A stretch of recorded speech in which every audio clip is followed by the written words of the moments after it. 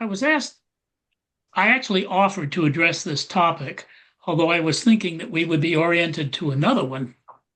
Um, Thank you for your attention. It's a bit of a challenge to address this topic from a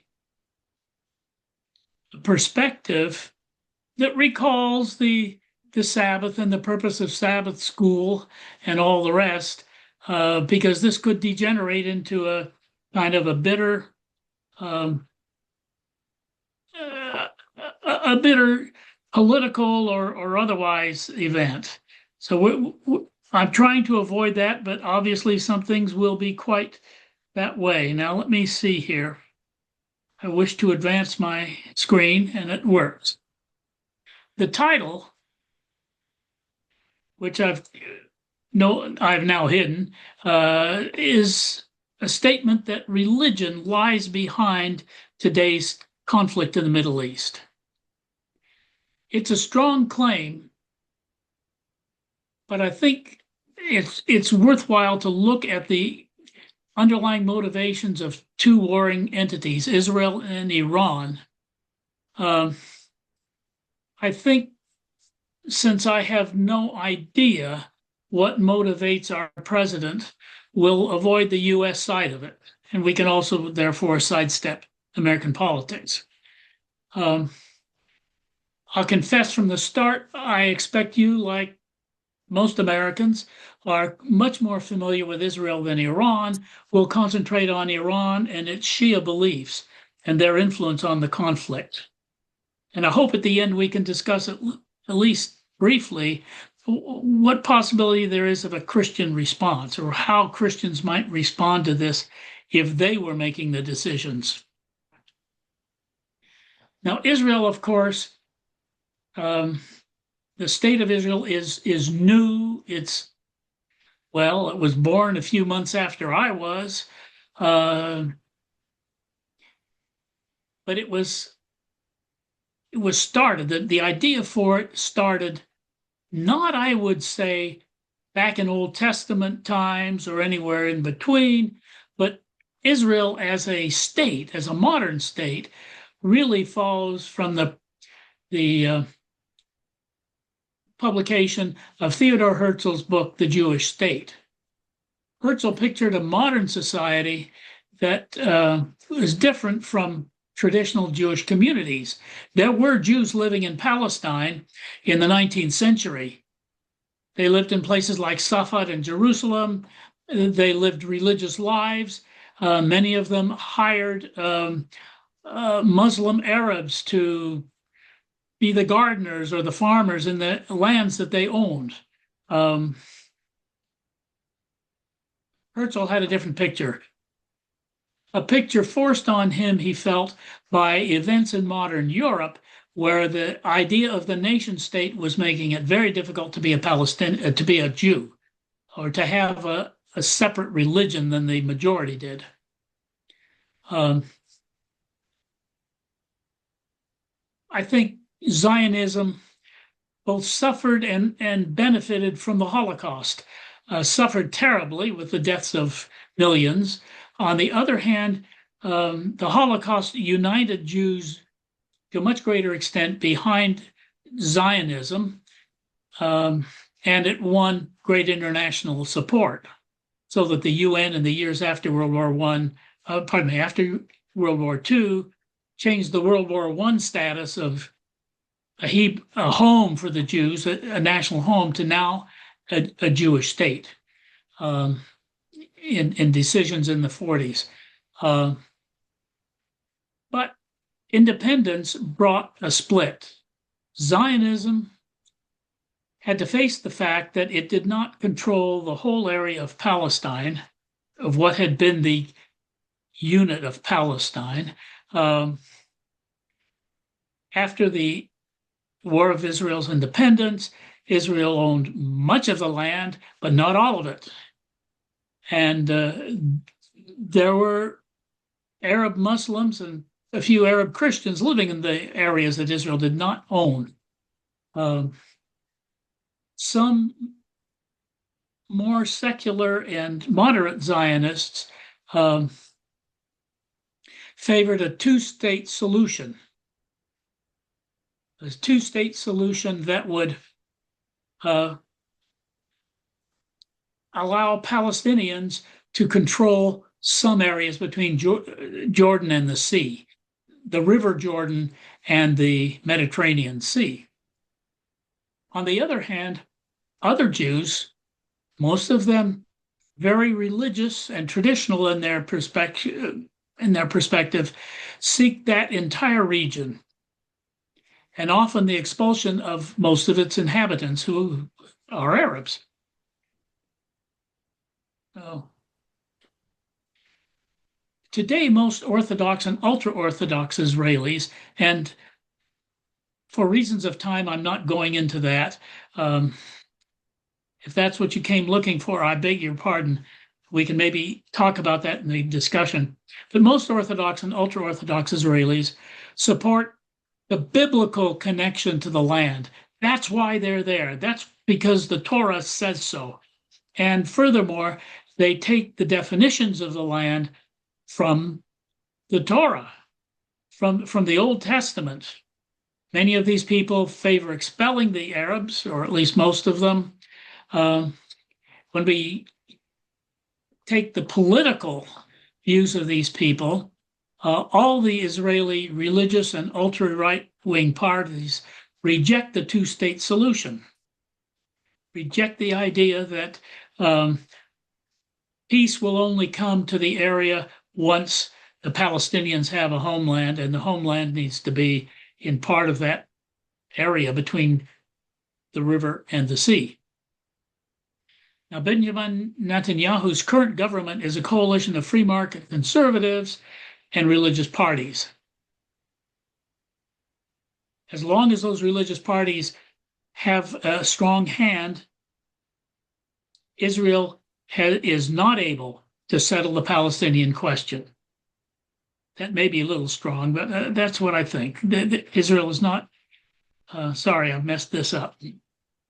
We'll keep going.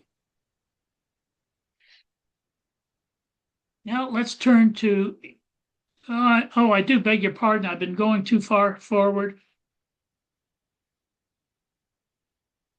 Now let's turn to Iran, an ancient civilization. There's a map for it. I'd just like to point out a couple of things. One of them is that if it were not for oil, this war probably would not be underway. It's oil that gave the powers of this part of the world significance in modern societies. And most of the oil is located in the countries that surround what's labeled here as the Persian Gulf. If this map were published in countries on the left side of the picture here, or the left side of the map, it would be labeled the Arabian Gulf or simply the Gulf. The oil, most of it is located from, well, it's located on either side of the Gulf. In Iran, a lot of it is just on the northern shore of the Gulf. Iraq has much oil around Basra. Kuwait has oil, of course. Saudi Arabia.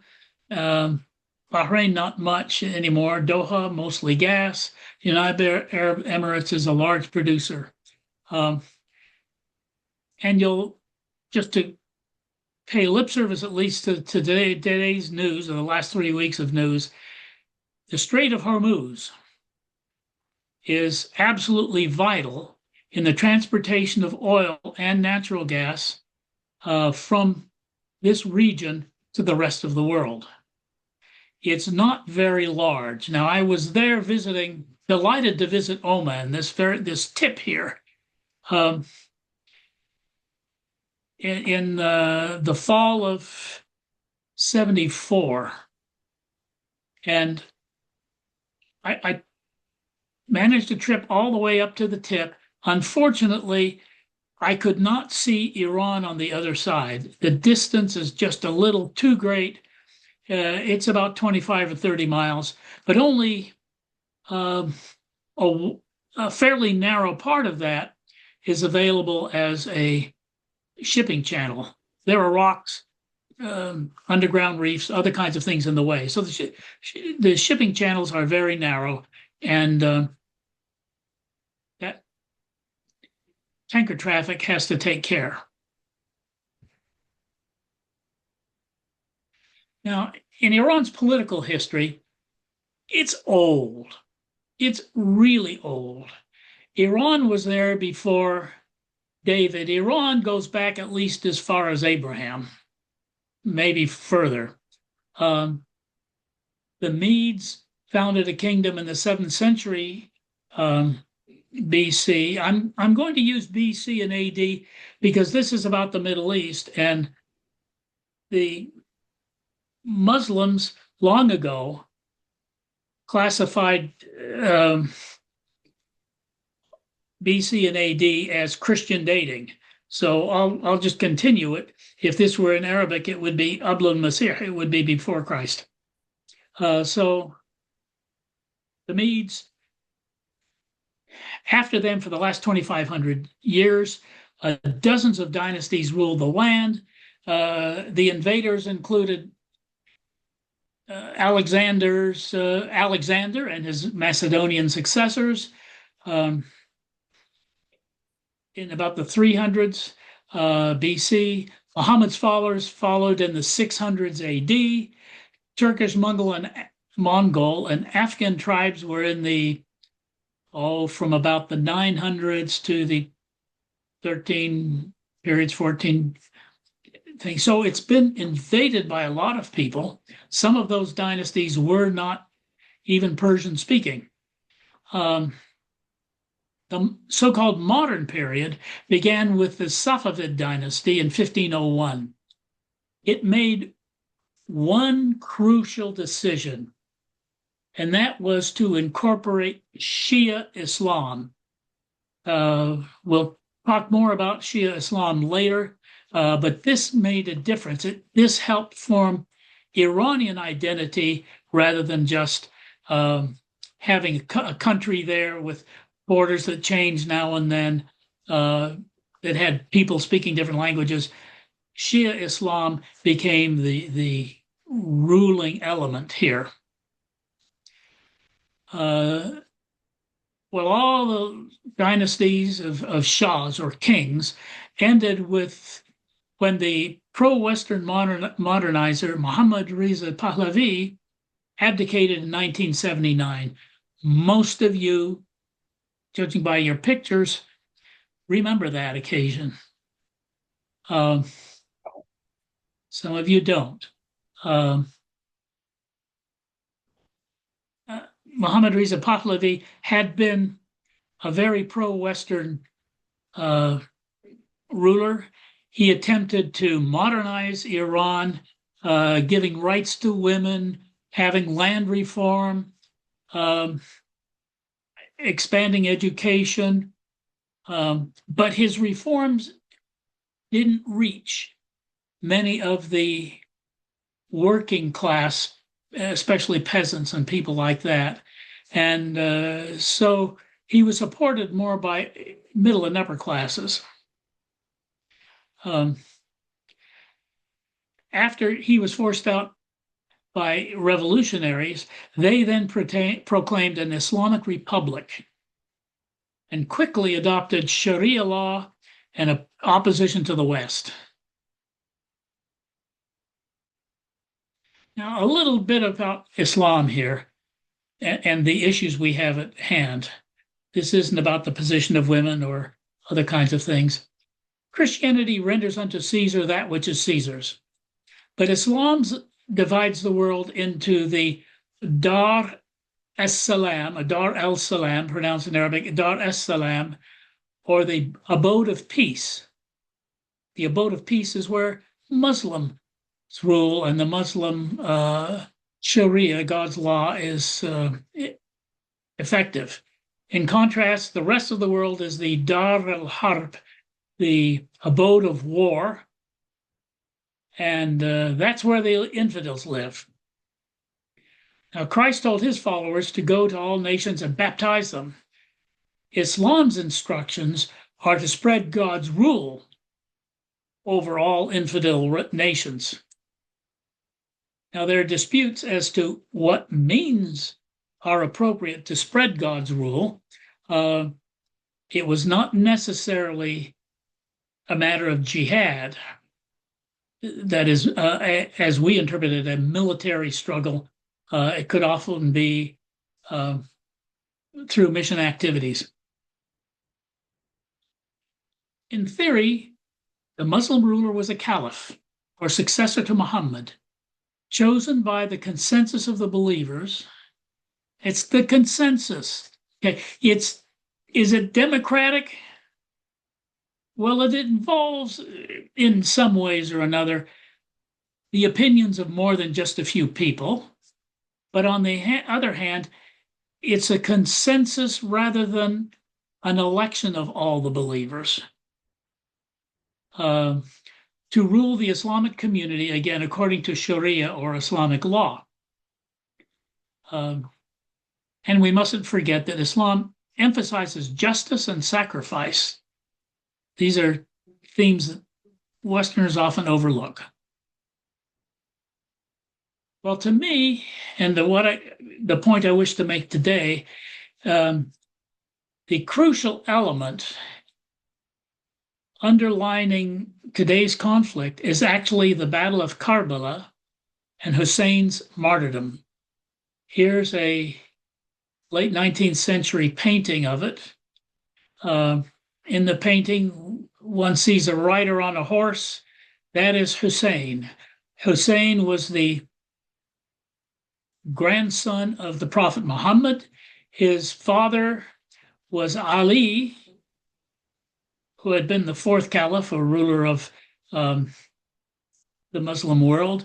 His mother was Fatima, Muhammad's daughter. So Hussein up there was the descendant of probably the two most important Muslim figures. His future doesn't look good, does it?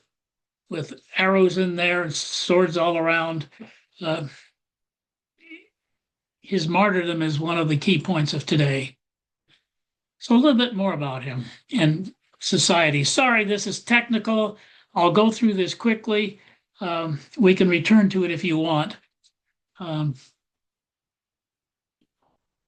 Prophet Muhammad died in the early 7th century, the 630s. His followers established a ruling system led by caliphs or his successors. That's what the name meant, successor. And the system fairly quickly fell into trouble at the top, even as Muslim armies continued to spread east and west.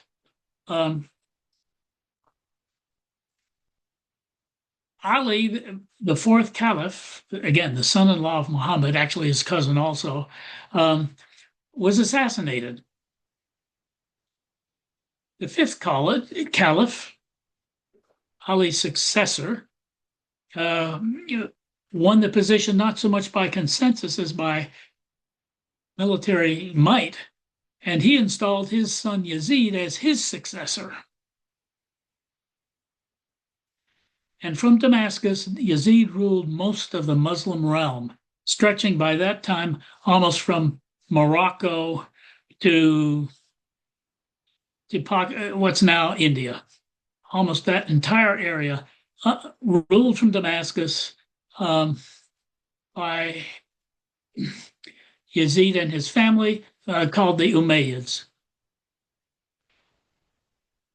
His rule was a bit harsh, apparently. Of course, it's always harsh.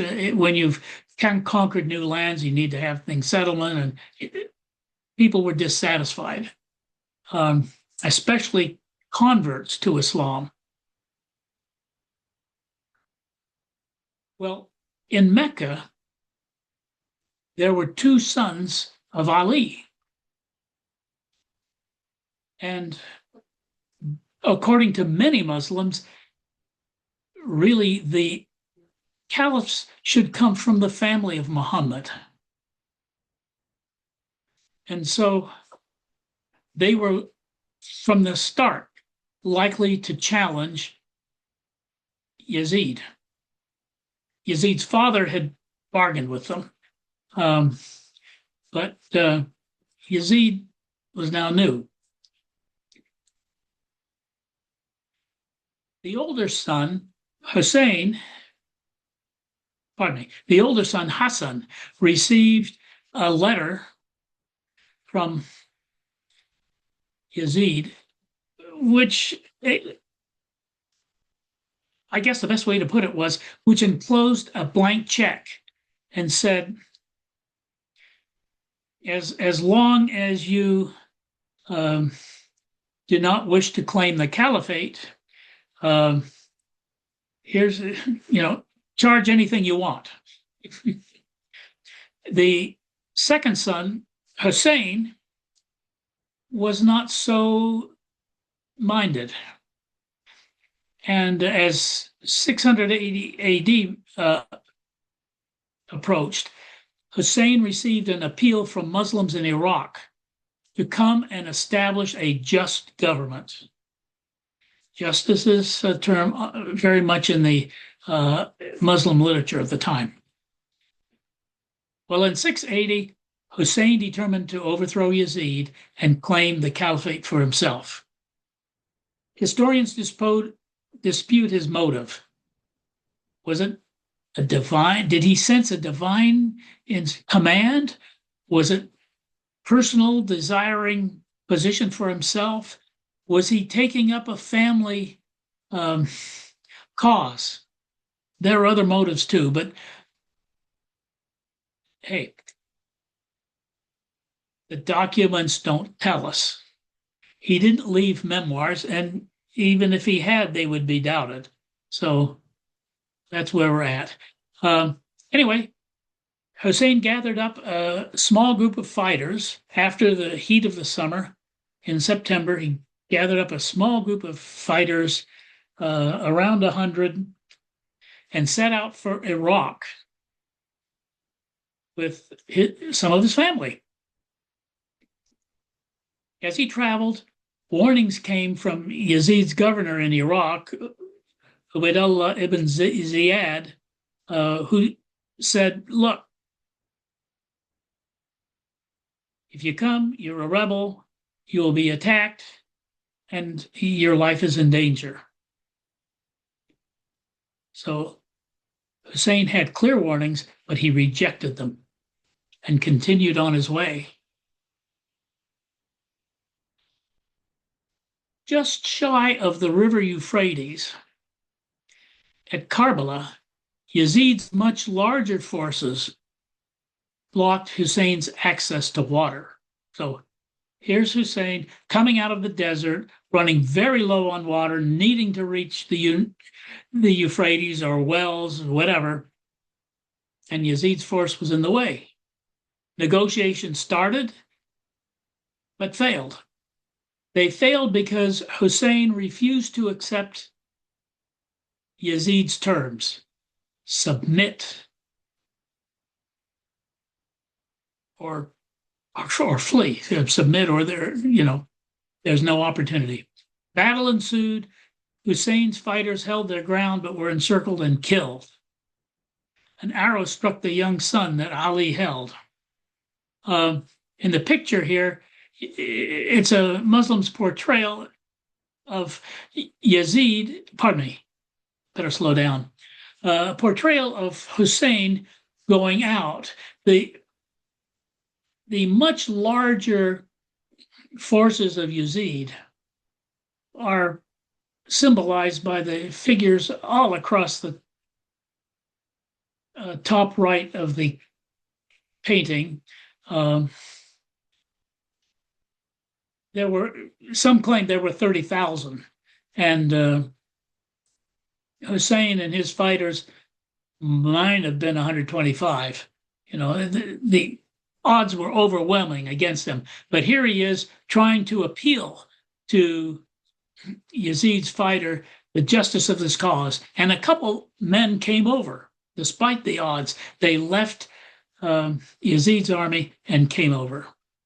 Well, on the 10th of October, 680, the battle opened up. Hussein's fighters held their ground bravely, but by noontime were encircled and killed. Then there was a brief drop, a brief pause in the violence, because it was time for prayers, and both sides were Muslims. And when the call to prayer, people stopped, worshipped, then resumed. During this time period, an arrow struck a young son that Ali, who hadn't been fighting but had been observing and kind of commanding, had held. The son was killed in his arms. As the day wore on, warriors surrounded Hussein, but they were reluctant to kill him.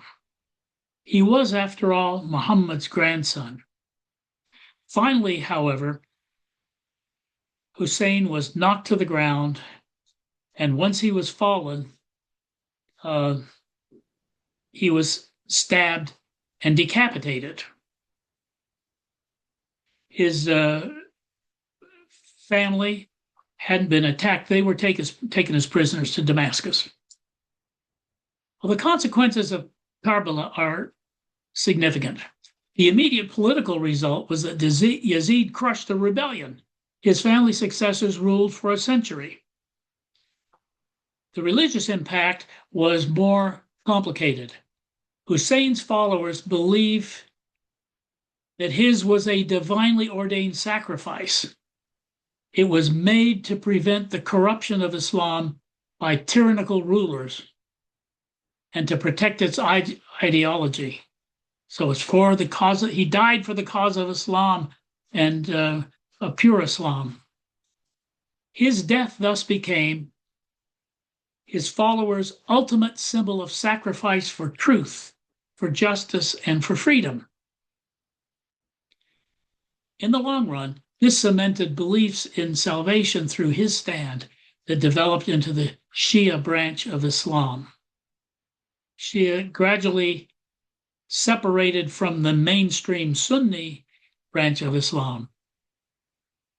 The martyrdom at Karbala is Shiism's defining event. It was equivalent to Christian views of the crucifixion for Christians. I mean, it's where the cause really met everything. Well, the meaning of Karbala today, this is what, 600 to,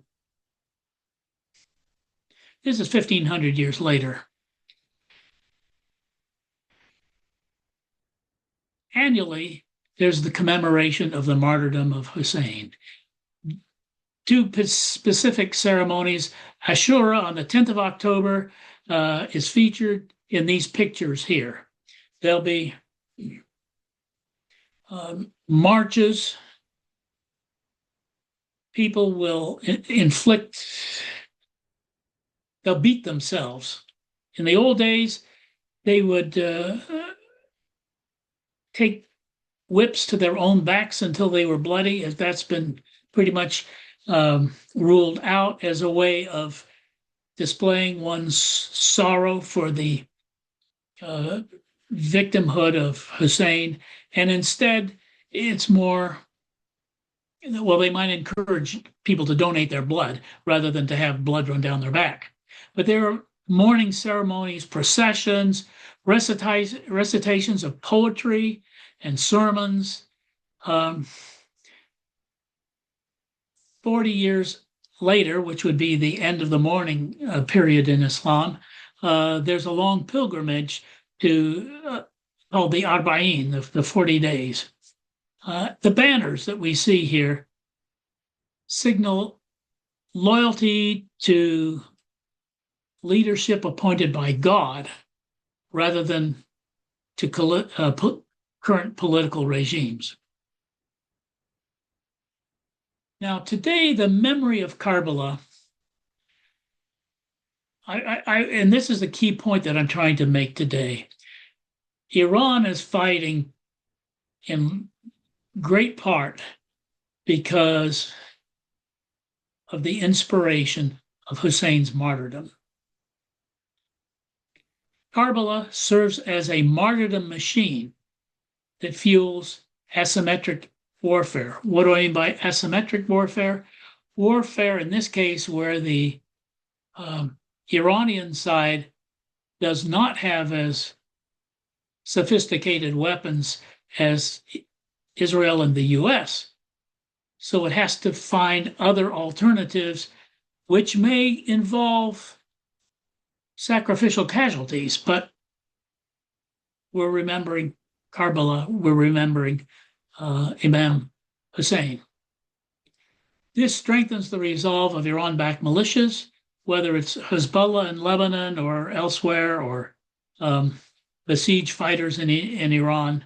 It's the motivation comes from this. Leaders vow to avenge our assassinated martyrs.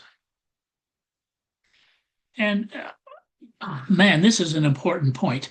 I mean, how did this present war begin? It began with a strike on the supreme leader, Ali Khamenei's, well, they call it the command post, his palace, his site in Tehran. He's wiped out. So he needs to be avenged. Seeking martyrdom becomes a military tactic to equalize the battlefield against better armed opponents. So this may be motivation for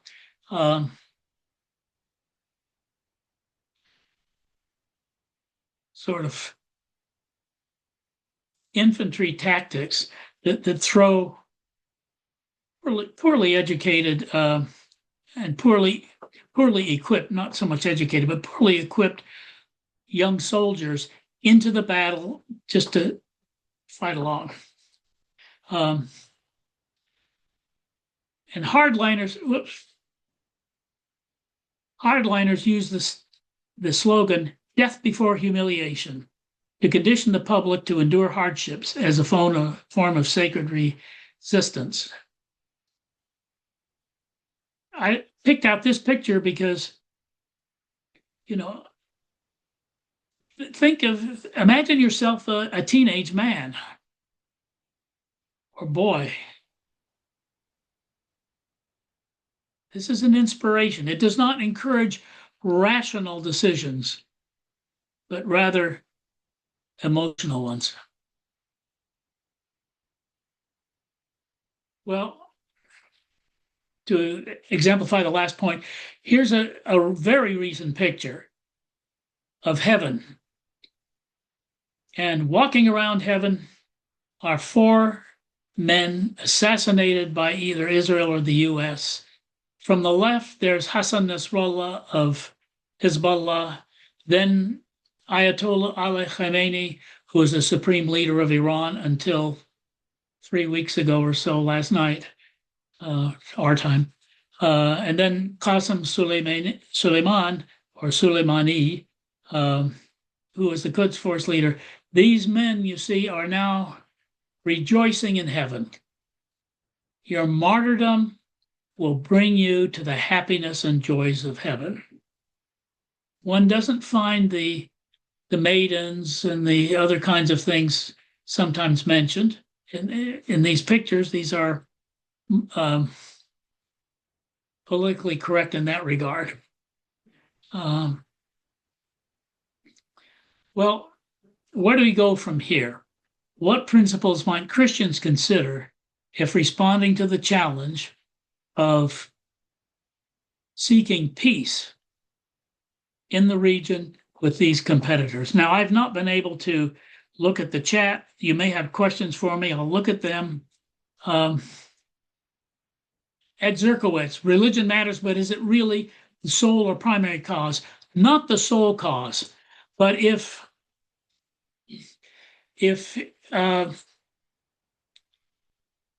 Israel did not want to have the biblical lands, then I think the whole Palestinian question could have been settled, and the animosity of the Islamic Revolution would be much lessened.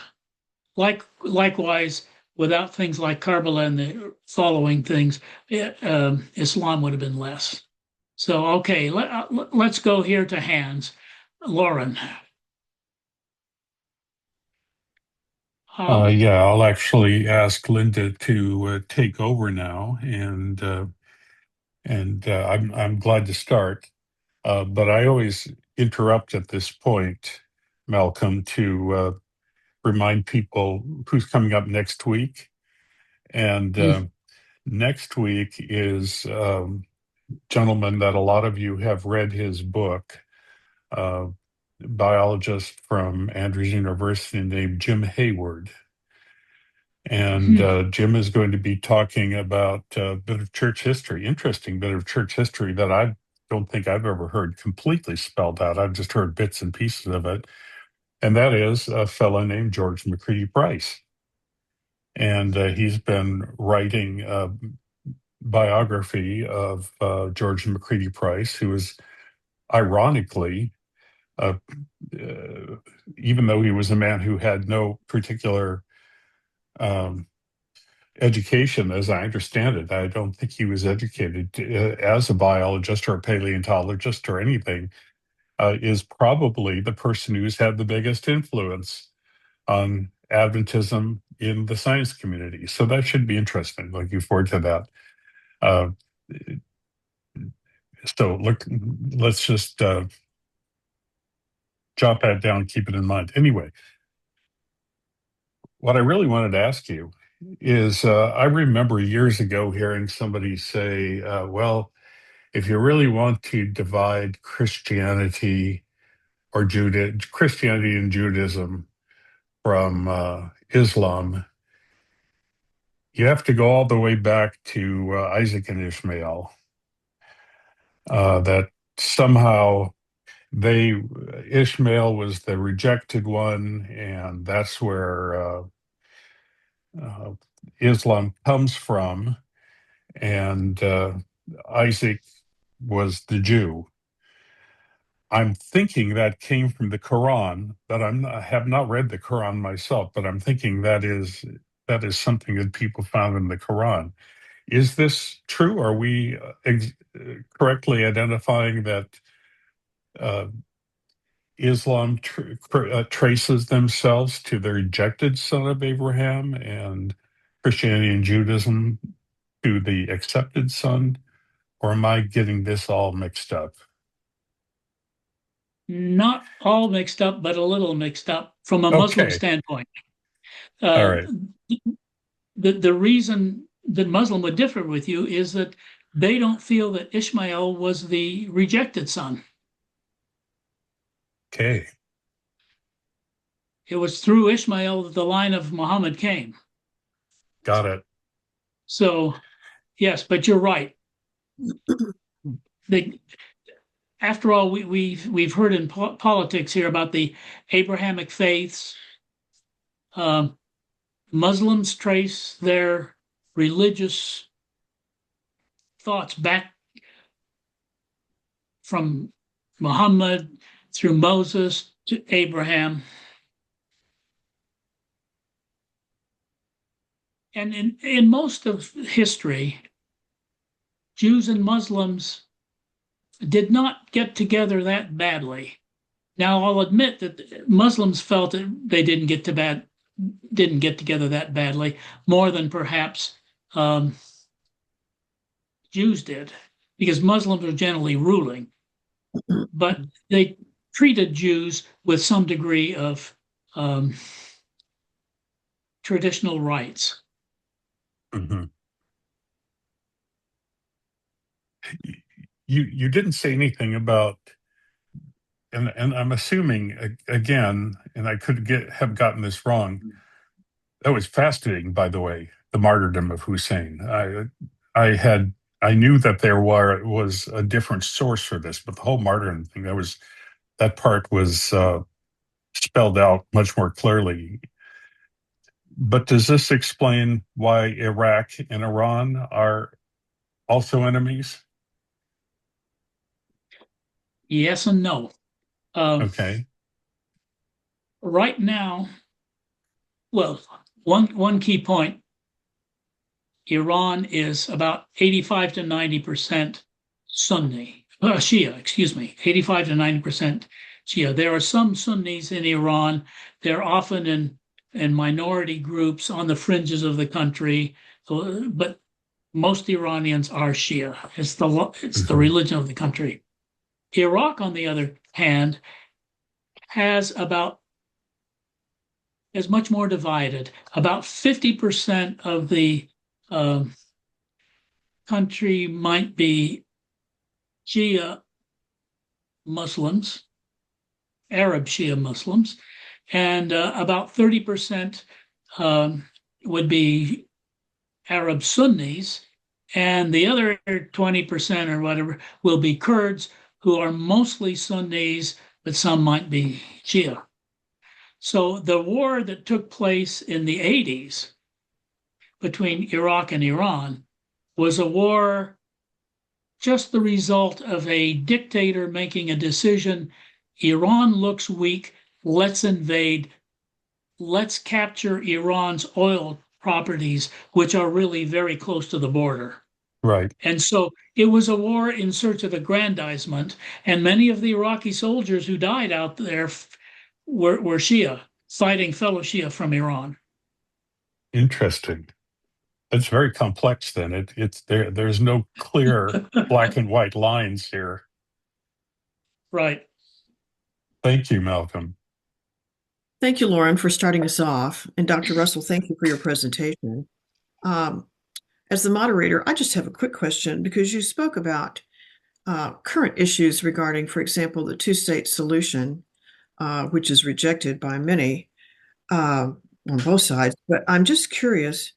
This is a very sincere question.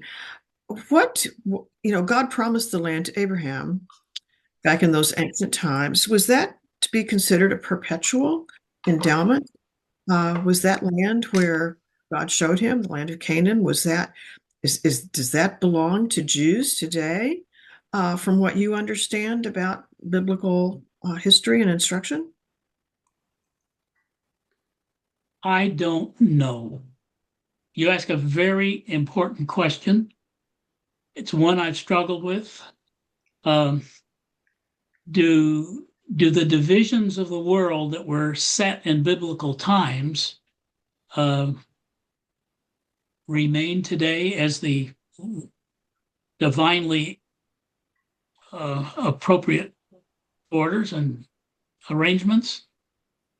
I mean, in the world, to me, my own inclination is to say no. This may be a matter of low faith, but I mean, how do you handle this? I'm sure there are many Native American tribes who have their own tribal beliefs about what lands were theirs. Does that give them justification to launch a war today to seize those lands? We would hope not. And yet, something like that has happened in the Middle East. And the Arabs will respond, well, the land was given to Abraham, but Ishmael was Abraham's son too. That promise to Abraham applies to us. We can be part of that land. Abraham had many sons, not just one. Well, it's interesting. When I was with you in the tour group almost 25 years ago, I remember being in Egypt, and they're still angry about the fact that at the end of the war, it was some of their land as well that was conscripted for the new place for Yes. the Jews coming out of Europe. I mean, Churchill was anti-Semitic, Roosevelt was anti-Semitic. They didn't want them in those places, and so they picked Israel. And boy, we've had a mess ever since, haven't we? That's exactly right. All right, thank you so much. Richard Myers, welcome. Glad you're here today. What are you thinking about? Thank you. Malcolm, I really enjoyed your enlightenment of the history of the Arab world, the Islamic world, especially as it relates to Iran. I'd like to bring it down to a little more current time, our time.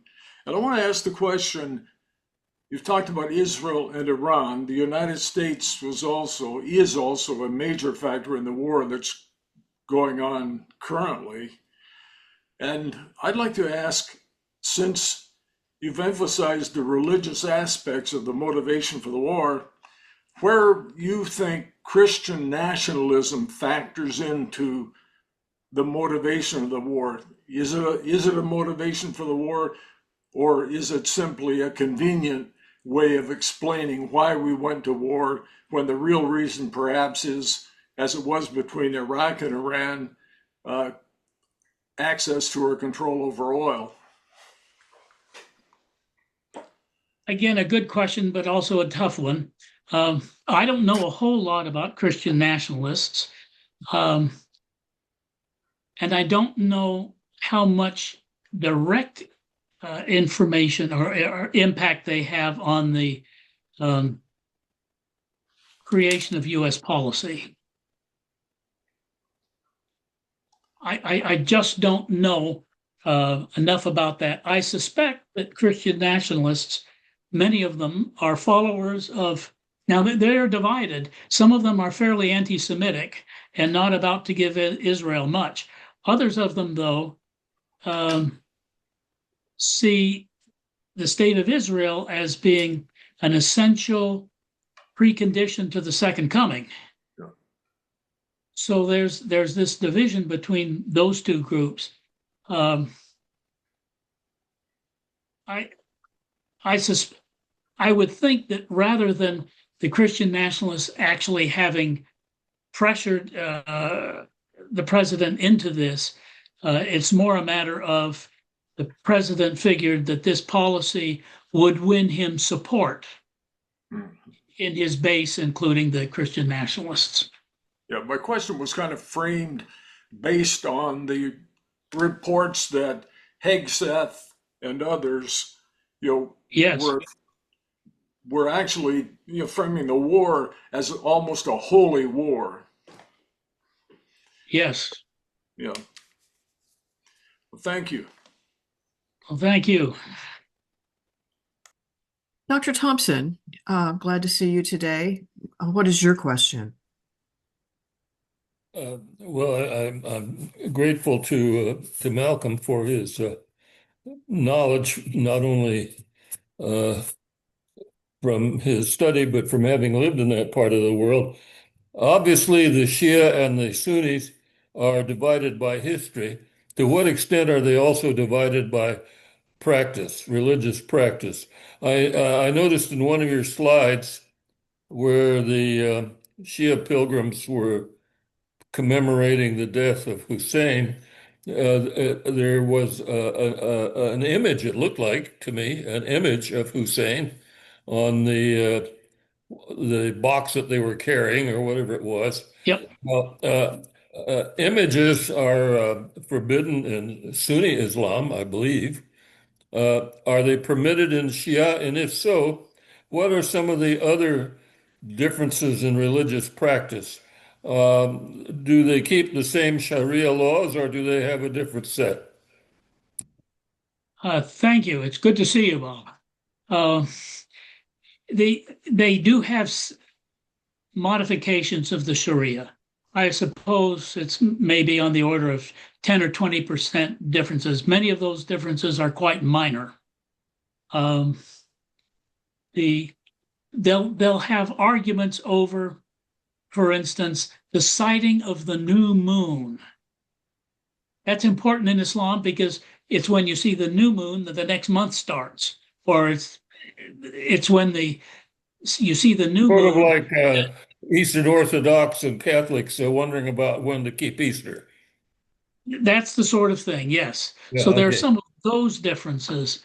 Um, the and I would say that the Sunnis accept today that the massacre of Hussein was a mistake, and Hussein was a devout and good man, and they valued him, but they don't attach quite the martyrdom. The Sunnis don't really have the same martyrdom complex, you might call it, that Shia do. Um, the they're similar enough that very often they've intermarried in Lebanon and in Iraq, where in countries where there are both there's significant numbers of each of them. Yes, they've intermarried. They do have separate mosques. They do have slightly different versions of the Quran. Um, but I think in matters of daily life, there's not much difference. And as far as the pictures are concerned, I think both sides have abandoned the traditional um, um, prohibition on imagery. The only place where they keep that up is in the mosques themselves. So you see them a lot, pictures. And Islam has its own TV preachers like we do in Christianity, and those folks use imagery and movies and other kinds of things. So When the call for prayer comes from the minaret, do both pray at the same time? Do do Shia believers ever go inside a Sunni mosque and vice versa? I think so. I think so. The the call to prayers the wording is different, but it's the same time. Okay, Yeah. thank you. Yes, So in thank other you. words, when we just look at their current religious practices, you couldn't tell the difference between them. Uh, some people could, but I can't. I mean, Okay. for example, when they bow in prayer, there's a difference between how a Sunni man stands in the line at the mosque and bows to prayer and what the Shia does. Oh, So there's that difference. thank you. Thank you, Dr. Thompson. Mr. Taliaferro, welcome. And what is your question or thought today? Thank you very much, Linda. I appreciate it. And Dr. Russell, I really appreciate your transparency when you said that when you were asked the question about the theological perspective as to whether or not Israel has a divine right to the land. I appreciate your saying, I don't know. I mean, I must admit, I don't know, but I'm inclined to think, as you appear to be inclined to think, that they do not have that. But I want to ask another question, and just first a little background. I'm an Adventist pastor, retired now after 45 years.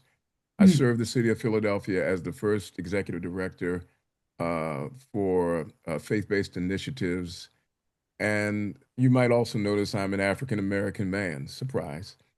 And as such, there's a level of concern about the church having a default position that says everything Islamic is bad, but Israel is okay. I mean, for example, I took note of the fact that we talked about the martyrdom complex in Islam, but we did not speak about and the force that is used to get people to convert and capitulate to Islam, but we did not mention the Crusaders and the force that they used to get people to convert to Christianity, nor did we mention much about Israel and the force that they use to try to get others to bend to their will. The question I would ask you is this: do you believe that the church is making a mistake in allowing itself to be perceived as favoring Israel as a default condition of our beliefs, especially in a church that is becoming more and more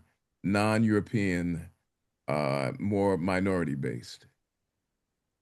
I know that's a complex melange of questioning, but that's why we only give it to the smart people. Okay, my parents went to Jerusalem as church workers. My father was the pastor in Jerusalem in 1946. So the family's had a longer involvement in the Middle East than I have. I was born there, but I was born in Beirut and grew up on the Arab side of the line. So, and I would suppose that the Adventists I know very often came from over there. So I'm not as aware of a pro-Israeli slant in the church, but I am aware of a pro-Israeli slant in evangelical Christianity. And so I'm sure that those same kinds of things are seeping into Adventism. I don't think that Ellen White backed Zionism. She wants to convert the Jews to become Christian Adventists, not to have their own state. So that's what I'm coming. And to the question of divine right, I'm not sure in the day of elected governments and international treaties and things like that, I'm not sure I know what the place for divine rights is. I agree. It may not, it may have disappeared, for instance, with the crucifixion and resurrection. And you read Paul, and who are the heirs according to Paul? Is it not the Christians are now the heirs of the promises? I see Dr. Garrity's on here, and perhaps he could help me out or help us out on this one.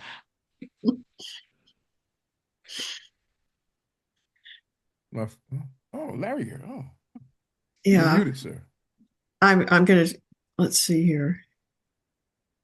Hi, Larry. There we go. I guess the best place to go is the fourth volume of the S.J. commentary on, it's called Israel in Prophecy. And that's the traditional Adventist view, yes, that the promises that were made to the Jews once Christ was rejected fell to the church and to the followers of Christ. Well, there you have it in a word. But just well, and Pastor Talia Farrell, thank you for your question. But just piggybacking a moment, Bjorn, be patient with me on something that Dr. Russell mentioned. There have been some things in the chat, Dr. Russell, about the difference between anti-Semitic and anti-Zionism. And I wonder if you would say a word about that in the context of what you're seeing today. Well, when I was studying in graduate school 50 years ago, there was a pretty clear distinction that anti-Semitic was being against Jews. And Jews in lots of different circumstances, but anti-Semitic was really anti-Jewish. For one thing, the Arabs are Semites. And the term anti-Semitic in a Semitic world, of the Semitic Arab world, didn't seem to make sense. But anti-Jewish made sense. Anti-Zionist, it seems to me that Zionism is the belief that the Jews should have a home in Palestine, in what's now the state of Israel. Perhaps one can argue that that's not the best solution to the problems of the world in the Middle East and even the problems of the Jews, without being against the Jews. Am I making sense? Mm-hmm. To my mind, but that idea has now been washed away in the after the Hamas attack in 2023 and the war in Gaza, it's I think the common sense is if you're against Israel, if you're against anything Israeli, you're anti-Semitic. And I'm afraid that we're losing the ability to define what's good for Jews and what's good for Israel. And we're deciding that one is automatically the other. It's not necessarily the case. This is what someone put in the chat, that you can be anti-Zionist without being anti-Semitic. You know. Thank you for that. And thank you, Dr. Garrity. Bjorn, let's come to you. Thank you, Linda, and thanks, Dr. Russell, for really enlightening presentation.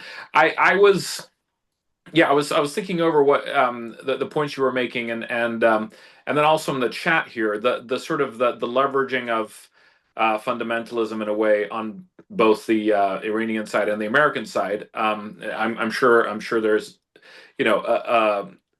part of that in Israel as well, sort of using fundamentalism to militarizing it, basically.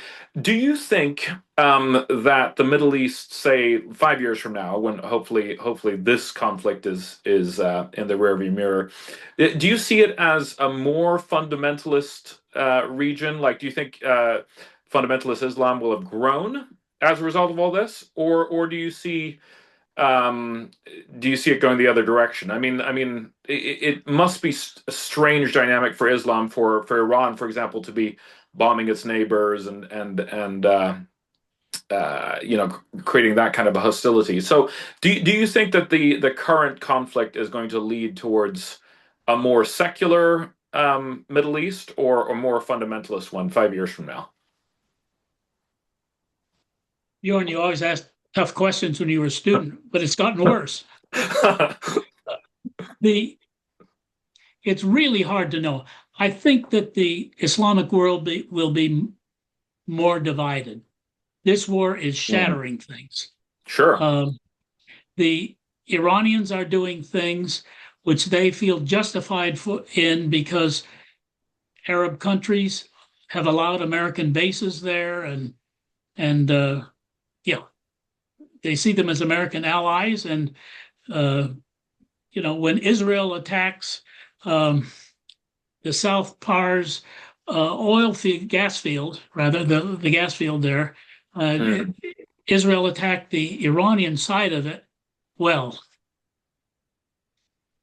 that opened up the grounds for Iran to retaliate against Qatar, who owned the southern half of the field and who has a very large American base, who hosts a very large American base. So I don't know whether it will. The Gulf Arab rulers are fairly moderate Muslims. Mm-hmm. They're Sunni. They're interested in building societies where foreigners can come and live and work happily. They're interested in having good relations with all kinds of different powers in the world. They have that outlook. But what if some of their people decide that that perspective has not done us well?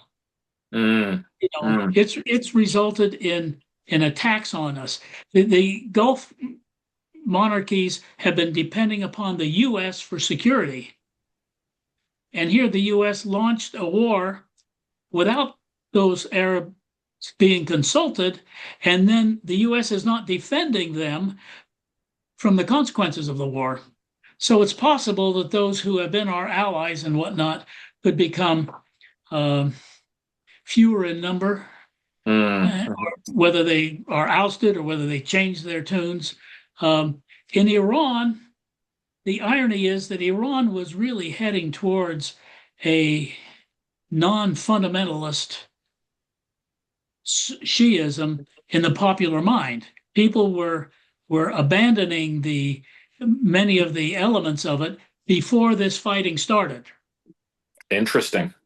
And now I suspect, from what you read these interviews with refugees, people who fled out of Iran, and they would say, well, I hated the supreme leader, and I loved the Americans, but the Americans came and, yes, they killed the supreme leader, but they also bombed this building and that building and killed these people and those people. So I don't love any of them. There's that kind of sense where we have no protection, no secure place. So 5 years from now, I'm not even going to try to guess. Sorry. No, thank you for. It would only be a guess, and it wouldn't be right. Whatever I say. Fair enough. Well, Thanks. if Dr. Russell, if the things, and thank you, Bjorn, if the things that I read can be believed, it would also appear that some of the leaders of Iran who would have been leaning more toward a moderate position have been, in fact, killed by these Yes. Israeli and American airstrikes. So some of the leadership that could have contributed to smoothing things over, those are gone. Some of them are gone.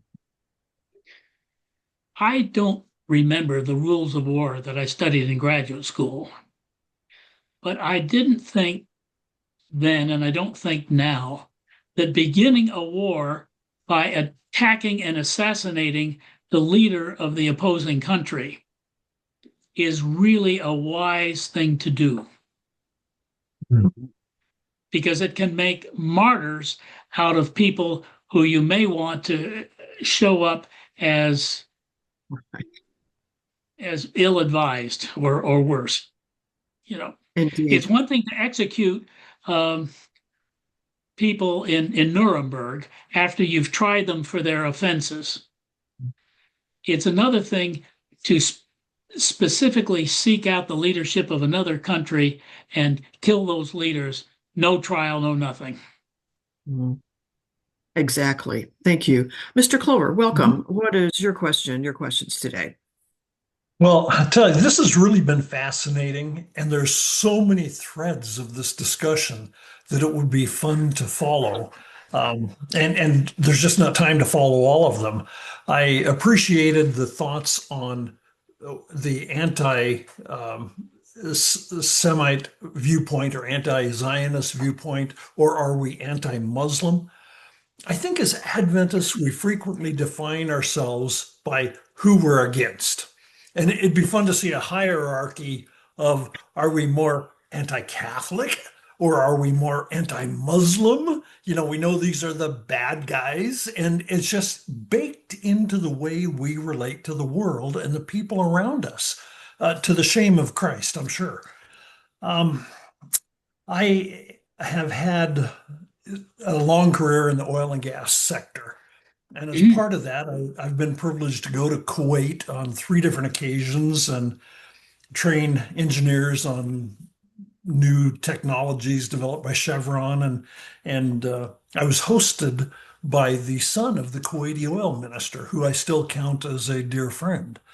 But probably the deepest part of that experience was just becoming ingrained in their culture and sensing that these are just good people. They're not evil because they're Muslim.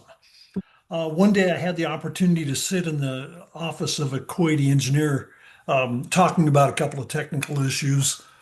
He was missing a little finger, a pinky finger. And I'm a curious guy, and I wanted to know what happened to your finger. So I started off by saying, look, I'm really, really sorry if I'm crossing a cultural taboo here. If I do, it's out of ignorance. But can I ask what happened to your finger? And he laughed and he says, oh, I'll tell you the story. And it involved an accident. He was from a very, very wealthy Kuwaiti family. and it was an accident in a convertible Maserati that his parents had given him when he graduated from engineering school. Um, but as he came out of surgery, and the doctors were so apologetic because they'd taken his finger, he looked at his hand and he says, "Ah, God gave me 10 fingers. If he wants one back, it's tithe." And we just sat and laughed. And for the next 45 minutes, we shared stories of how gracious God has been to us, the blessings of our family and our children. And he says, we've got this saying. He says it doesn't translate really well, but it's as gracious as your mother has been to you, as compassionate as she's been to you, God is more so. And I says, that's funny. We have a text just like that out of Psalms. As gracious as your father is, so is the Lord. And I could not doubt but that the intent of this man's heart toward God was the exact same as mine. And yet we limit God's ability to work through these other channels of human existence other than our very own.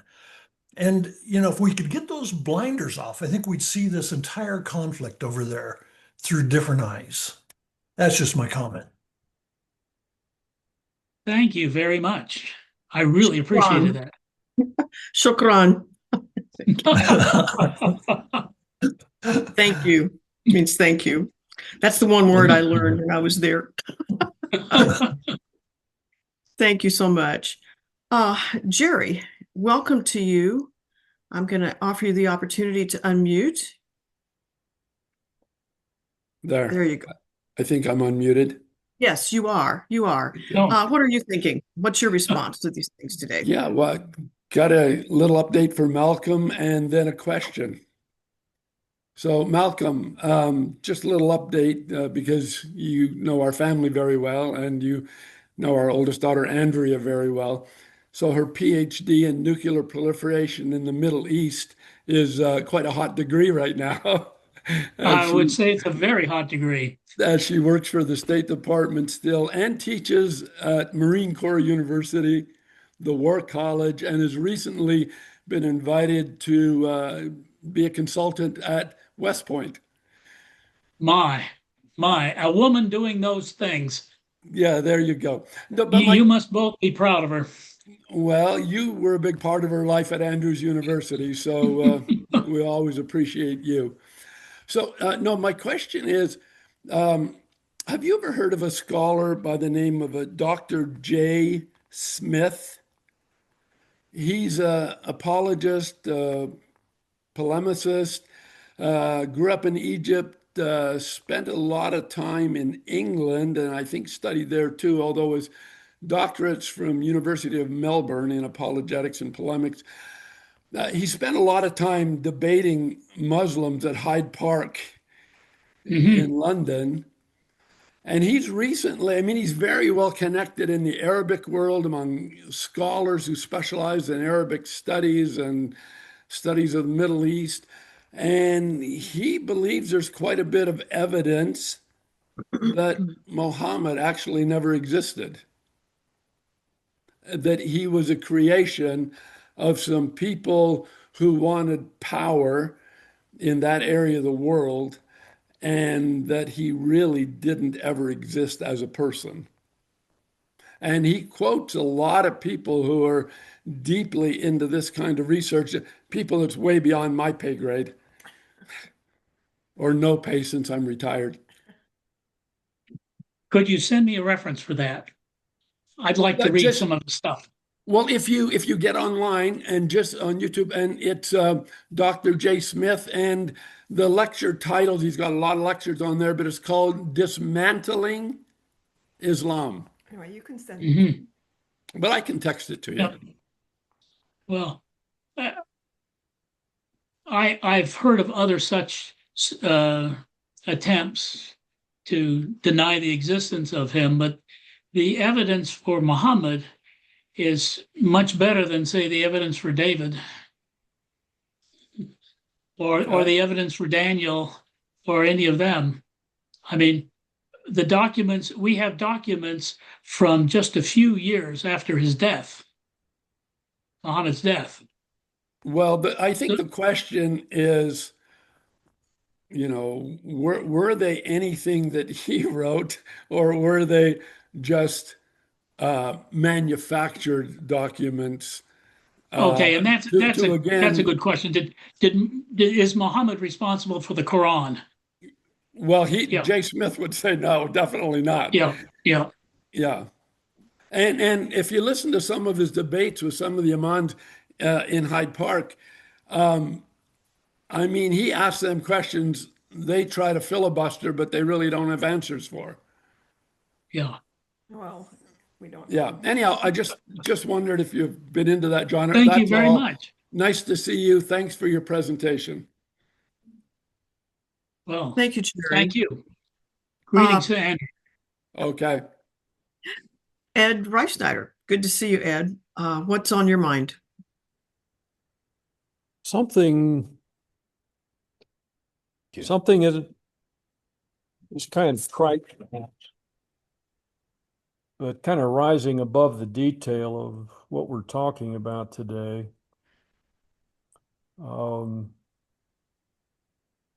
I have this question in my mind: why is it religions tend to generate conflict? David Clover talked about being defined by who we're against. Mhm. And we have it all over the world. We got Hindus versus Sikhs. We've got Protestants versus Catholics. It seems like wherever there's two religions in close proximity, they eventually wind up in conflict. And is it any wonder that skeptics would look on and say, if that's religion, I want no part of it?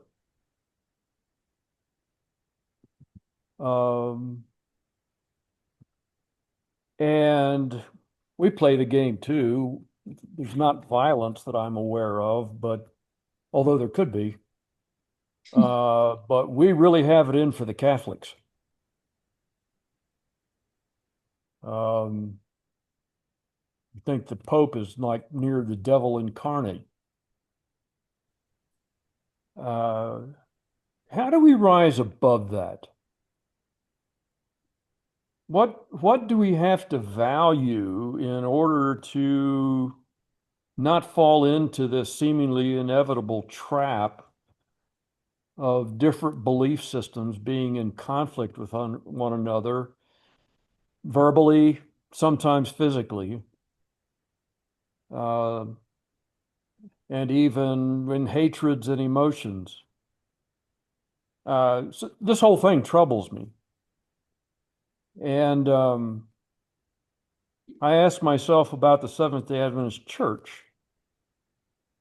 And how do we come across in this regard? Are we a fellowship of people that says something different to the world than this historical pattern of conflict between belief systems? I would rather we were known for that than we were our prophetic stuff. Just for one thing. But anyway, that's been on my mind during this conversation. Thank you. Thank you for those comments. I could not have said it better, but I wish to say it well. It's important. Thanks, Ed. Linda, hello to you, asking you to unmute. Do you have a question for Dr. Russell today? Thank you, Linda. Thank you, Dr. Russell. I really enjoyed your presentation. And until this war started in October of 24, I think, Hamas with Israel, I had no idea that Israel was treating the Palestinian people. They were like in an open air prison. These people I had no idea how Israel treated these people. And I don't know whether the United States and other nations, like democratic nations, knew, and the war brought this out. I was so ashamed of Israel that, because groups go there and tour groups, and that was one of my hopes to go there. When I saw these people, and then they had to have different color codes to go and to be able, they couldn't travel after a certain point. It reminded me of back in the day when in this country, after slavery was abolished, but worse even, because how could Joe Biden, how could Trump, how could Obama, how could all of these presidents and these people see how Israel was keeping these people? Like they were essentially prisoners, and this war brought out. Now, people want to blame Hamas, and they did do some terrible things. But Israel, from the time they got that land, bullying it, using different people to help them regain that land, the way they were going to continue to keep these Palestinian people in an open air prison. I mean, I'd like your comments on that. Thank you. Well, you could compare the Israeli treatment of the Palestinians under their rule in the occupied territories, not the Palestinians who live in Israel who have the right to vote, but the Arab Palestinians who live in the occupied lands. It's pretty much like like the apartheid system in South Africa. It is not much different. Now, I suppose saying that would make me anti-Semitic, but so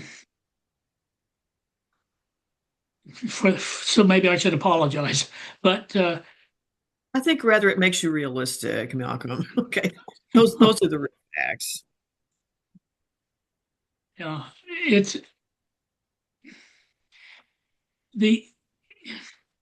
again, I see fundamentally that the problem in the Middle East is the problem that the Jews from Europe and other Arab countries have not been integrated into the land of Palestine in a peaceful way with the inhabitants and the surrounding countries. Till we can have peace there, other kinds of challenges arise. Yes, it's and Linda, the answer to your question is yes, all those presidents knew. Yes, they all knew. It was a surprise. This was a surprise to none of them, I can assure you. Linda and Malcolm, let me throw just a little thing in here. I don't know if you remember a famous pre-war poem by W.H. Auden. It was called September 1st, 1939. If you haven't read it, it's a powerful piece of work. And one of the stanzas ends with this quatrain: I and the public know what all school children learn. Those to whom evil is done do evil in return. And if you look back over history, cruelty always begets cruelty. You would think of all the people who would not wreak a Holocaust on others, it would be the people in Israel. And yet that seems to be something that has happened in Gaza. Just go back and read W.H. Auden's September 1, 1939. It's powerful from beginning to end. Well, and Lauren, it really devolves down to the inability to forgive. And I have mentioned this before, but in these recent last couple of years, I was absolutely stunned. And Malcolm, I'm sure you know this, that Tom Friedman, the economist, I think he's retired. Well, no, maybe he's not retired. writes for the New York Times, when asked in the wake of the Hamas attack on the art festival where those people were killed, what should Israel do? This was before there were any other hostilities. He said, Israel should say, "We forgive you." And it was stunning on its face. And of course, certainly they did not do that, as evidence has shown. But the inability to forgive just continues on into perpetuity.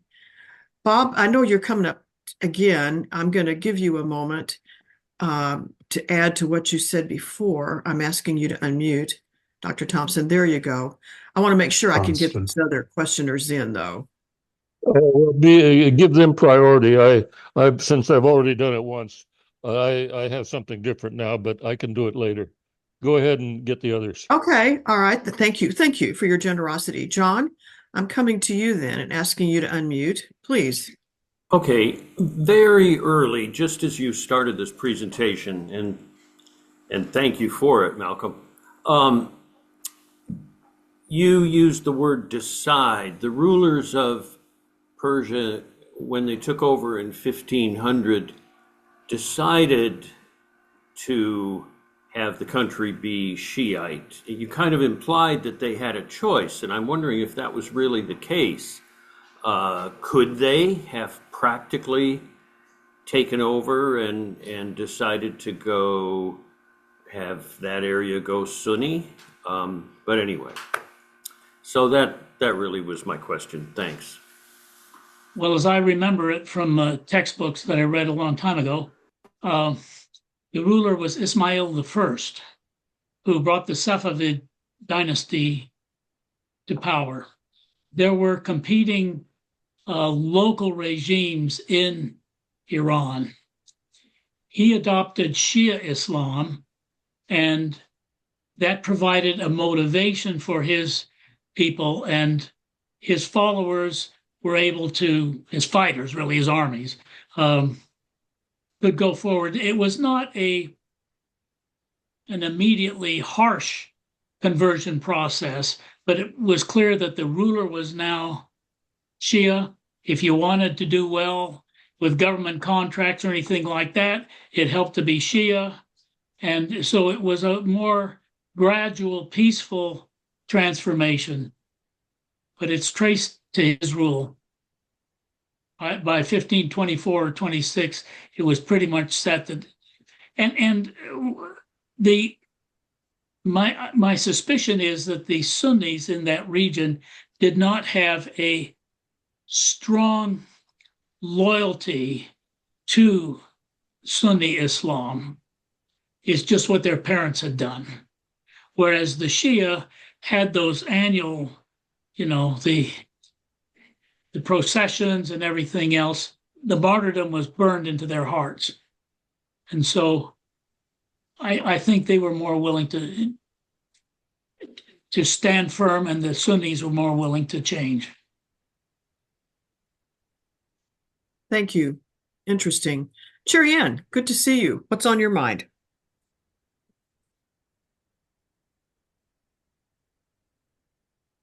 Cherianne? Oh dear, what is going on? You're up. Okay, I'm up. I'll ask you to unmute again. Try this. There you go. We can barely hear you, just a little bit in the distance. You might have to turn up your microphone. I don't think you can. Yeah, is this any better? Yes. Okay, That's good. Great. All right, so I really appreciate the presentation and looking at the religious origins of what we're seeing now. From the work that I do in the energy and particularly the renewable energy sector, I see when we look particularly from in the 70s into the Iran war, and then in the 80s, and then in the 90s with Kuwait and what happened in the Gulf and coming down, that it seems like it's become a lot more economic than religious, at least in the last 40, 50 years. So I'd like your thoughts on how that has transitioned and how religion continues to be used to justify what seems more and more an economic war. Well, I'm I'd going to agree ask with her to you serve that on the executive committee. some of those past ones were some of those past wars were economic. When Iraq invaded Kuwait, they wanted the gold and the central bank and the oil and the ground and everywhere else. That was an economic war. When Iraq invaded Iran in 1980, that was largely an economic and ego war. Also, an attempt to make Iraq grand, to aggrandize Iraq. But I think this war in particular, not all wars, but this war in particular has real religious basis on both the side of the Israelis and of the Iranians. If they could be shaken loose of their religious feelings, I think that Israel would be much happier and much quicker to settle with the Palestinians, removing one of the big obstacles. And the Iranians, shaken of their things, would say, we need to do things what's sensible. Why should we, if the rest of the world or the Western world is threatening us over our potential nuclear weapons, and we've already said we don't have them, why don't we come clean and, settle it? But something in their mentality did not lead them to do that. Does that answer your question? It does a little bit. Thanks. Thanks, Jerry Ann. Ray and Bobby, good to see you guys. What are your thoughts?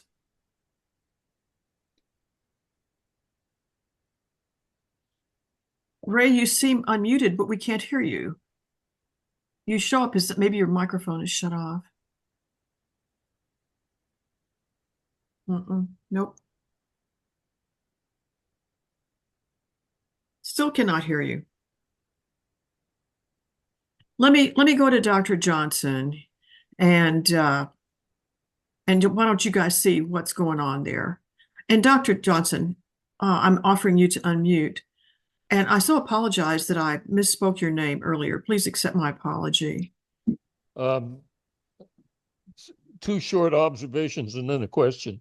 Observation number one, the reason why the Iranians don't want to settle is, number one, the positive example of North Korea and the negative example of Libya. Second observation, when I was a young Adventist, I didn't go to church school, but I was a convert, and back in the 1940s, the classical Adventist view was hostile to the idea of a Jewish state. In fact, I passed out a tract that said flat out that there would never be a Jewish state. All those prophecies applied to the Christian church. So that's the classical view. But later on, when I became an adult and went to Israel, I discovered that Jewish scholars were well aware of the Adventist position on that, and it was held up as a specimen. Now, my question. We all know what conservative Christianity looks like and fundamentalism, and we know what liberal Christianity looks like. And there is such a thing, it exists. We know what Orthodox Judaism looks like, and what conservative Judaism looks like, and what liberal Judaism looks like. We know that exists. Why is it, as it appears to me, there is no such thing as liberal Islam? And by the way, when I say liberal, I don't mean non-practicing, and I don't mean lapsed. I mean people who still profess the religion, but want to modernize it or contextualize it or adjust to modern thought. I'm not talking about lapsed Jews or lapsed Christians. And we certainly know that there are lapsed and non-practicing Muslims, but why is there no such thing as liberal Islam? That's my question. Bob, I think there is such a thing, but I can't quote it to you. Okay. I, If I there were such a thing, I imagine we would find it in Turkey. Yes, yes. Well, you would imagine that we found it in Turkey in Ataturk's days, in the 30s and 40s. The current regime has been moving much more in the direction of fundamentalism. Yeah. So, But yes, could Islam survive in a liberal mode, if that's the right word? well, and outside my realm of study, places like Indonesia, I think are considered to have a much more moderate strain of Islam Okay. than the Arab Middle East.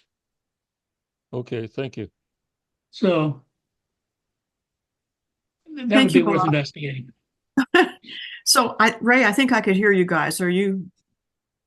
Oh, let me ask you Yeah, to. that's all. Thanks, Bob. Can you hear me now? Yes, sir.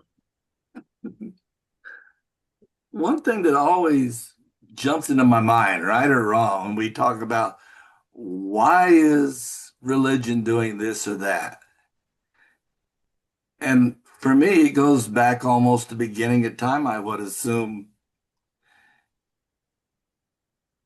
We don't really believe what Christ said. We talk about it, but we don't practice it. When he told his disciples, one's not above the other, there are no color differences. You are all the same. We are all equal. In religion, there is no such thing as equality. We can look at our own. There is not equality between men and women. There is not equality between belief systems. There's always an outsider, but yet Christ looks at it and says, you're my children, you're all the same. I don't see any differences. Treat each other the same way. Organized religion comes along and says, nope, we've got to have an enemy. We got to prove we're superior. That's the elephant in the room. We don't practice what we preach. And I think more and more people are recognizing that because less people are going to churches in many countries, especially in this one, or they use religion as a support for their politics. So to me, I see religion nowadays as total disarray, and it's its own fault. We have the same problems in our church. Many different thoughts and beliefs, but yet we still want to separate everybody.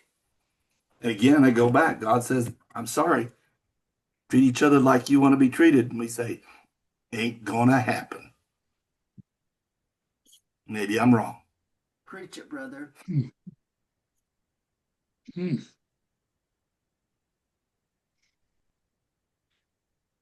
Thank you. Yes, I doubt that many of us would disagree with you. Right, for sure. Lauren, I'm going to come to Clarence next, and then I'm going to ask a little question. Then I'm just going to turn it over to you, and you can finish things up. That's fun. Clarence, it's nice to see you. What's going on? Glad to see you also. I was afraid that you had caught the COVID. We didn't see you for a while, but I'm glad to see you again. Well, here comes the question.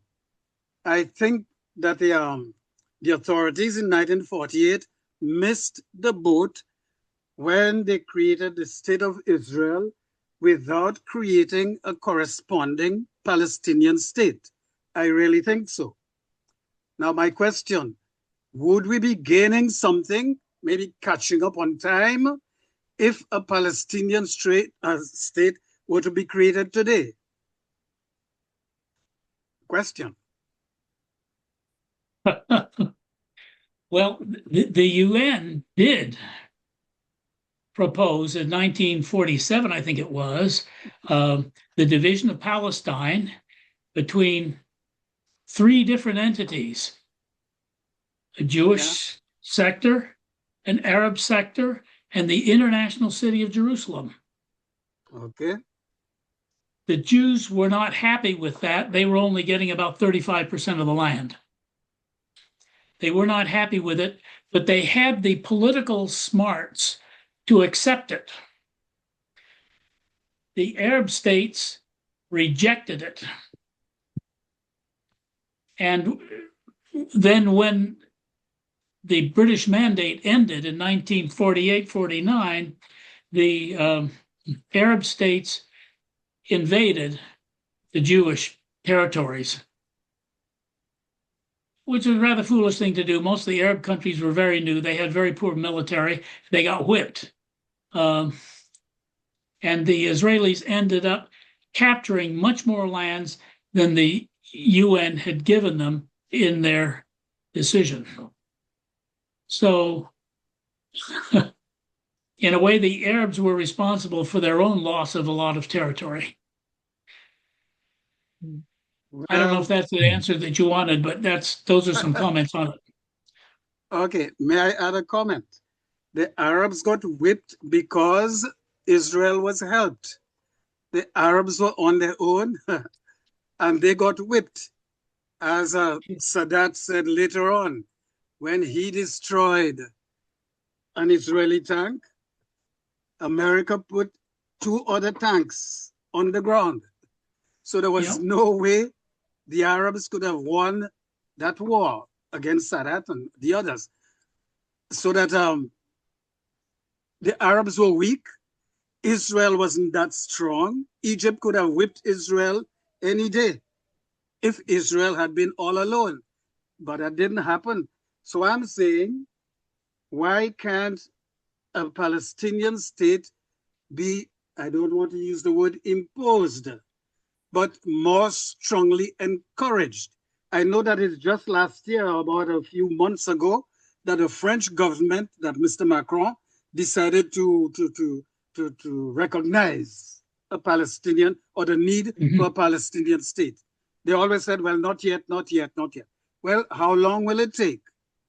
And if peace is to come, I am convinced that there must be a Palestinian state. Otherwise, you'll be having a group of disgruntled people always at war with a neighboring state. So why not do it?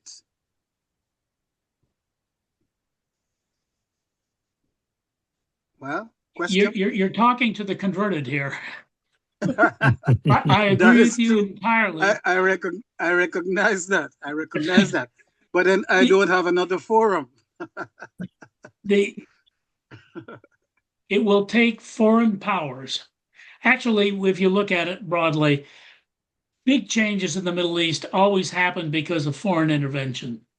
Foreigners created the state of Israel because after World War I, they set up a mandate for Palestine that provided for the settlement of Jews. And so Jews who had been 10% of the population in 1914, by 1935 or 39, were about 30%.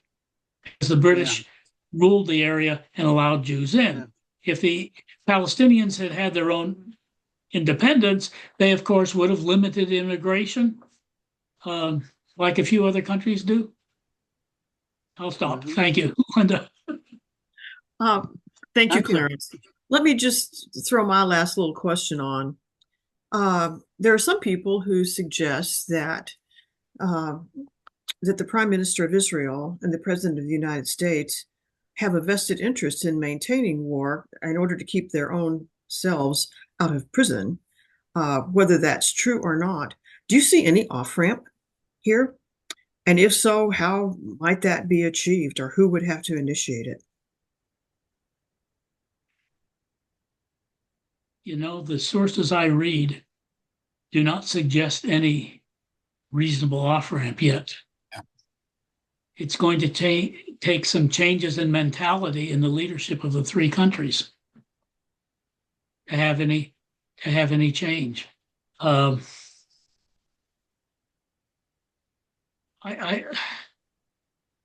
it's devastating. We're here at a place where people are being killed.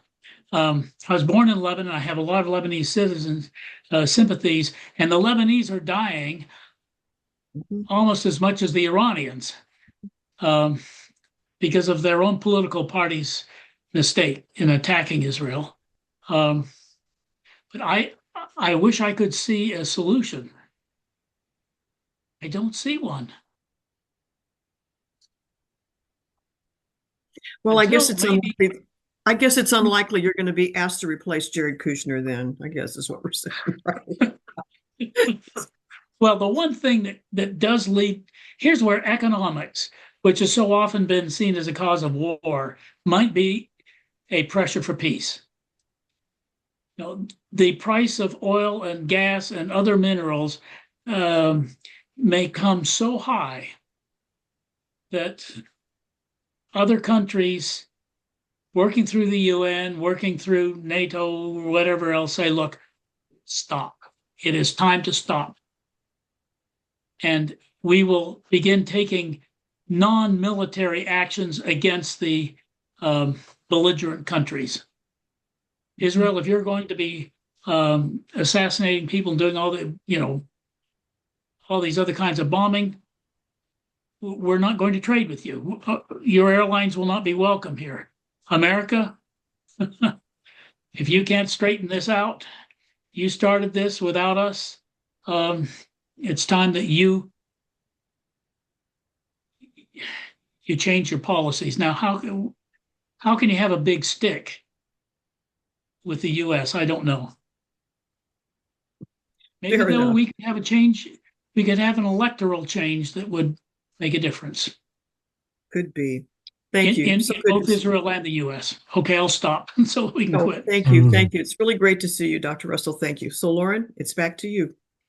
Yeah, let me remind all of you that next week we have Jim Hayward from Andrews University.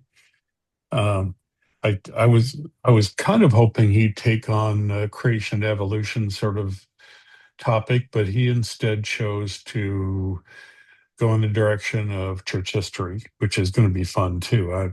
I've always been fascinated by how George McCready Price came to be such a central figure in Adventist history, Adventist theology, actually. We say geology or paleontology, but actually Adventist theology. If my friend Larry Garrett, Denny Fortin recommended a book to me recently called Impossible Monsters. And I'd recommend it to you if you can get it from your local online library. What a lot of people don't realize is that it was geology and paleontology that, as much as Darwin, it was geology and paleontology that created the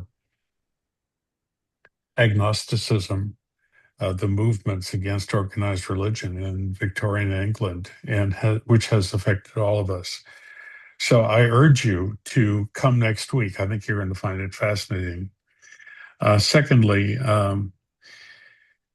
I just mentioned in passing, if you're looking for a liberal or progressive sort of Islam, one place that I've read, one group that I've read about, you can look it up if you want to and see what you think, are the Ibadi group, IBADI, which are have kind of taken the similar analogous, I guess you would say, to what liberal Christianity has done, where they've kind of taken the core principles and kept them. Not a large sect, but it's a significant one. So do with that what you will. Years ago, Malcolm, I was at back when I lived in the Bay Area, I was at a work party. Got invited to a work party with one of my church members. And one of the people there, I started talking with him, and he said, I'm an Arab from Israel. And I said, oh, so you're a Palestinian? He said, no, not a Palestinian. I'm an Arab from Israel. I said, well, how's that different from Palestinian? He said, well, it would take too long to explain, but we live very peacefully as Muslim Arabs in the country of Israel. Didn't understand it then, and I'm not sure I understand it now, but it made me realize, at least, that this was tremendously nuanced. This was not simple in any way. He expressed no particular sympathy for the Palestinian enclaves in Israel. He wasn't against it. He just wasn't particularly involved. No, we're very happy, very peaceful, living in a village of Muslim people in Israel. I don't get it. But Lauren, very Lauren, much very much denying that he was Palestinian. He would not use that word. I'm Lauren, sorry, Linda. I'm sorry to interrupt you. You're being asked to restate or put in the chat the title of the book you just mentioned a moment ago. Oh, sure. Yeah, it's a excellent book. It's called Impossible Monsters. Just you will learn a great deal about how the modern scientific agnosticism came about. Fascinating book. And not hard reading, by the way. Not quite easy to read. I got the book from Dr. Fortan from the seminary. Finally, I have a question for you, Malcolm, after making all my comments and announcements. And that is, when we speak of the Israeli people going into exile in whatever it was, 500 BC or whatever, Babylonian exile, we say. I've never been exactly clear. Where did they go? I'm assuming it was to the east of where they were, into somewhere in the Golden Crescent in the Tigris-Euphrates area. Do you have any clue about that? Can you explain that in any way? I know it was the beginning of the diaspora, and some of them, presumably, from what I've heard, stayed there, and others went up into various sites around the Mediterranean during the diaspora after that. But when we speak of them becoming Babylonian exiles, was it Iran? Actually, it was both what's now Iraq and Iran. Okay. And in the early part of the 20th century, for instance, there was a very large Jewish community in Baghdad. Very large. So that when the first Adventist a department store was opened in Baghdad by the Hassos, it didn't have much resistance when it was closed on Saturday, because the people who had the money to buy their kinds of products were very often Jews, and accepting of that. The Jewish in Iraq largely left with airlifts and other special arrangements in 1949. The Jews in Iran remained longer, and many of them did very well financially. The story is told now after the Islamic Revolution, after 1979, they had to leave. And the story is told of one of them who was taking this Persian carpet through the Israeli customs when he's emigrating to Israel. And the Israeli agents said, okay, just a carpet. He said, no, he said, some of those strands are gold, others are silver, and there are diamonds. I mean, there were some very wealthy Jews in both Iraq and Iran. And people like,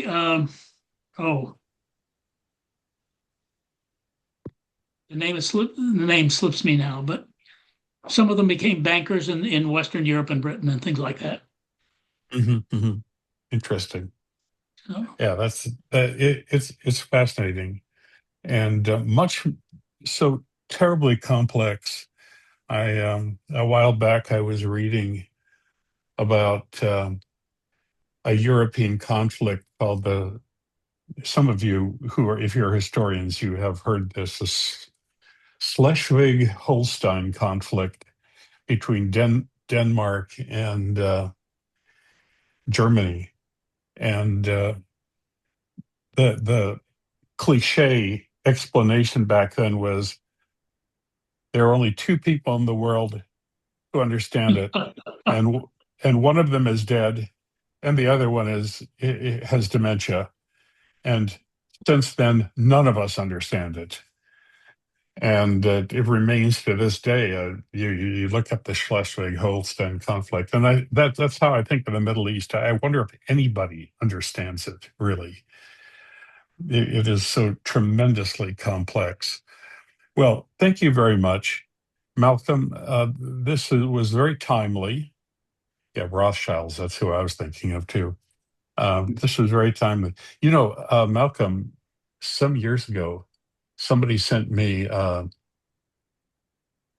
bulletin from the Seventh Adventist Church.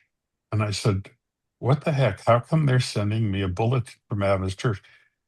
It was a bulletin from a Seventh Adventist Church in Dubai. And I was like, what in the world? And he didn't say too much, but it was kind of obvious from the bulletin that probably most of the names were Filipino names. I'm guessing these are people who came in to work, but it was a legitimate church. And the reason he sent it to me was because they had reprinted in the bulletin an article from Adventist Today that I had written. And I was like, this is just the craziest, the craziest multicultural experience that I've ever seen. An Adventist church in Dubai printing not a piece from the Adventist Review, but from Adventist Today. I was amazed.